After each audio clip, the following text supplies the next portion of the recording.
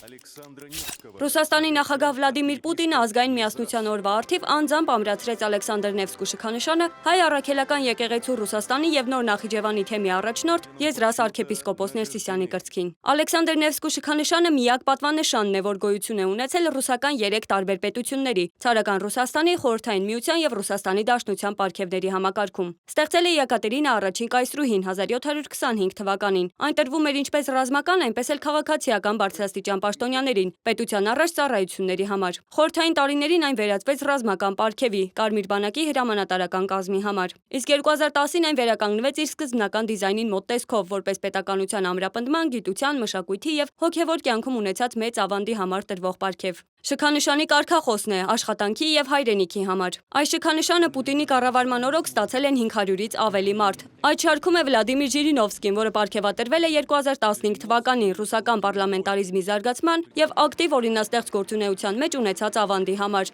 Ռամզան Կադիրովը անձնական հավատարմության եւ Ուկրաինայում ռազմական գործողություններին չեչենական ստորաբաժանումների ակտիվ մասնակցության համար։ Սերբիայի նախագահ Ալեքսանդր Վուչիչը, որը պարգևատրվել է 2019-ին Ռուսաստանի եւ Սերբիայի միջև բազմակողմ համագործակցության զարգացման գործում անձնական ավանդի համար։ Այս ցանկն անընդհատ կարելի է համալրել, բայց Պուտինը այս շքանշանով պարգևատրել է մեկ հայի՝ Եզրաս arczepiskopos Ներսիսյանին, որը ամենայն հայոց կաթողիկոս Գարեգին II կրտսեր եղբայրն է։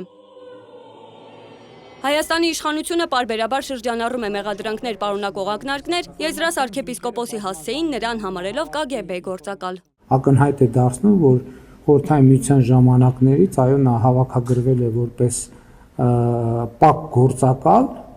եւ դա փաստ է։ Այս մեղադրանքի դրվագով մայրաթորից մեկնաբանություն ստանալ չհաջողվեց, իսկ Փաշինյանը հավելել է, որ հայ առաքելական եկեղեցին ամենայն հայոց կաթողիկոս չունի, այլ կա մարդ, որ ապօրինի կերպով գտնվում է այդ կարգավիճակում։ Մայրաթորի դեմ իշխանության արշավի առիթով հայտարարություն է տարածել հայ եկեղեցու Ռուսաստանի եւ Նոր Նախիջևանի թեմը։ Այդ արշավը հակասահմանադրական եւ հակաաստվածային գործողություն է, որը պառակտում եւ թշնամանք է սերմանում հավատացյալների շրջանում։ Ամենայն հայոց հոգեվոր կենտրոնը գտնվում է Մայրաթորում, իսկ հայ հոգեվորականությունը գլխավորում է ամենայն հայոց կաթողիկոս Գարեգին II-ը։ Մայրաթորի մամուլի դիվանից եկեղեցու արձագանքը փոխանցելու նպատակով մեր զանգերն անպատասխան մնացին։ Կրեմլի ղեկավարը պարգևատրում է ոչ միայն թեմի առաջնորդին, այլև ցուցադրաբար իր հարգանքն է հայտնում հայ եկեղեցու ղեկավարների ընտանիքին եւ այդպիսով ողջ եկեղեցուն։ Ըստ վերլուծաբանների Պուտինի ժեստը հստակ ազդանշան է Երևանին, որ Մոսկվան ուշադիր հետևում է Հայաստանում տեղի ունեցող ներքաղաքական գործընթացներին եւ ունի իր կարմիր գծերը։ Ազգային ժողովի նախագահ Ալեն Սիմոնյանը հենց Ռուսաստանում է առաջին անգամ հանդիպել Եզրաս Սրբազանին։ Սիմոնյանն ունի իր հստակ կարծիքը Ռուսաստանի հայկական թեմի առաջնորդի մասին, սակայն որակումներ չի ուզում տալ։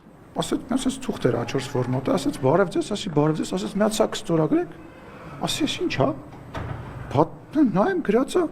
ռուսերեն լեզվով գրածա դիմում է, որ դիմում եմ ես, իմ անունից գրած դիմում էր, որ ես դիմում եմ իմ գործընկերոջը Վարաբյովին, որ կոնկրետ հիմա չեմ հիշում, բայց ինչ-որ հողհատկացում էր, թե ինչ էր, բան տակն է շնորհակալություն Ալեն Սիմոնյան։ Ասում եմ, ինչ ես բերել։ Ասում եմ, մի հատ կստորագրենք։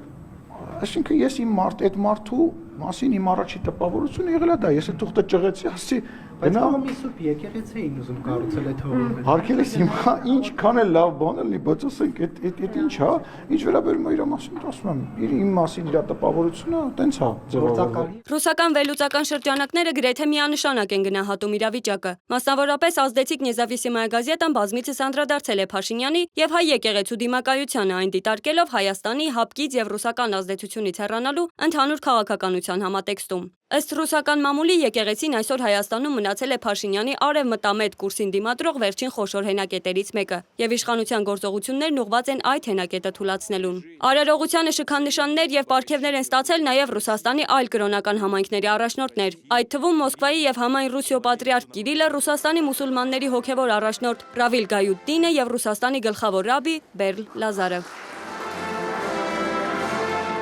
Մոնիկա Հայրոյան, Reopen Media։